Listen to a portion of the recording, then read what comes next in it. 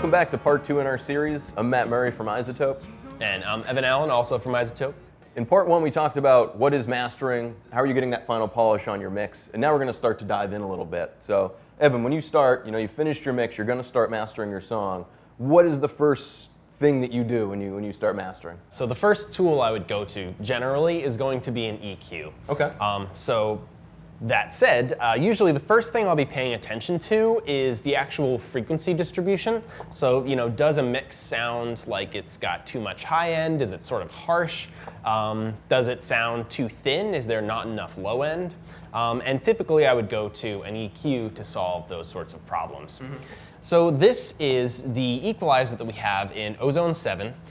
And you're going to see that one of the things we really like, or we really try to push forward with Ozone, is a lot of visual feedback. Okay. So even if you're not in, a $100,000 mastering studio, which I rarely am, sure. I can visually see problems before I might even be able to hear them. So this is actually the frequency content that's within this song. So we'll see that when the snare drum hits, we can see the right around 6K and so. And this will help you sort of identify problems. Like if we see, it's really tilting heavily one way, it might be like, oh, there's too much low end in this mix. Mm-hmm. Now, one of the things, the first thing that stands out to me about this mix is that the vocal gets a little bit aggressive, a little bit shrill almost. Mm-hmm. Take a listen. And actually, we can see a little bit of some peaks happening around like 4 to 6K here. If I go back, we can see these sort of bursting out. And that's going to be some of those resonances. Okay. So in this case, typically I would go in and start to grab one of these nodes and perform a little bit of a cut around there. And that's just going to sort of just to remove a little bit of those frequencies, turn them down a little bit there. One of the really cool things with Ozone is if you're really not sure what exact frequency you should be dealing with, sure. If you hold down the Alt or Option key on your computer and click with your mouse, you can actually get sort of like a frequency magnifying glass that's going to focus and just play those frequencies, which can really help you dial in like what is that problematic frequency. Can we hear how that works and how you might find that vocal frequency that you don't Absolutely. Like? So if I hold down Option and click,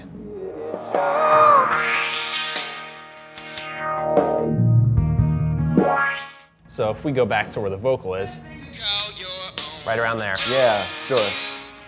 Yeah, it's a little harsh, definitely. So maybe you put a little bit of a cut around that area.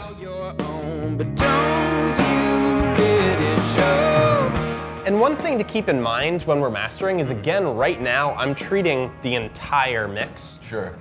So small changes will make a large difference. And in general in mastering, you're just gonna be making little subtle EQ changes, not anything really drastic. So let's say, we've gotten rid of a little bit of the aggression in the vocal there. Something that stands out to me a little bit as well is, probably could be a little bit warmer, I would describe it as. Okay. So you can think of a lot of different things within the frequency spectrum. So I'll probably add a little bit of a boost around like 200, 250 hertz or so. Okay. Let's take a listen.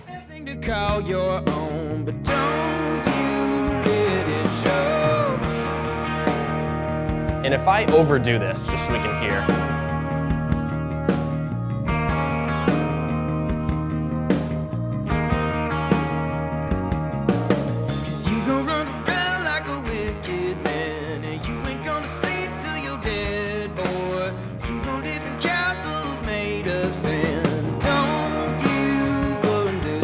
Say that I want a little bit more of the kick drum as well. Sure. For that, I would typically use probably one of the low shelves, and that's going to be, so the shelves, we have both a low shelf and a high shelf, and that's going to treat whatever frequency you're selecting and anything below or above it. Okay. So it's a way to make really large sweeping changes in it. So if we want to impact bring out the kick drum a little bit more, we could boost the low end a bit.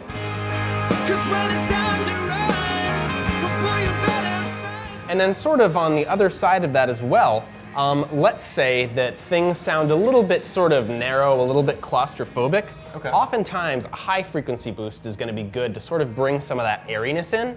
So here we could use our high shelf.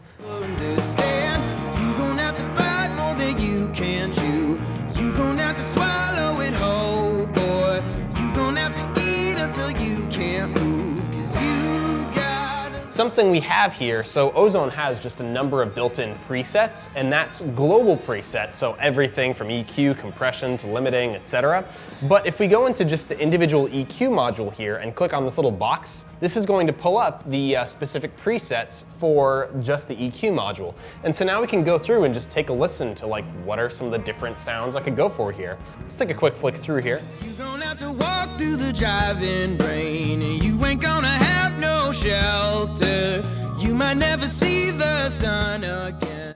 So this can really help you, if you don't know exactly what frequencies to grab right off the bat, you can kind of reverse engineer based on some of these presets. Absolutely, yep. And a lot of these presets as well, you can either use them as the final option, or it could just be a really good starting point. So like, I like what this is doing.